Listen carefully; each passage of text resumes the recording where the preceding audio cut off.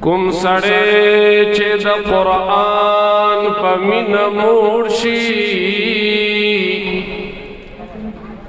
کوم سړی چې د قرآن په مینه موړ شي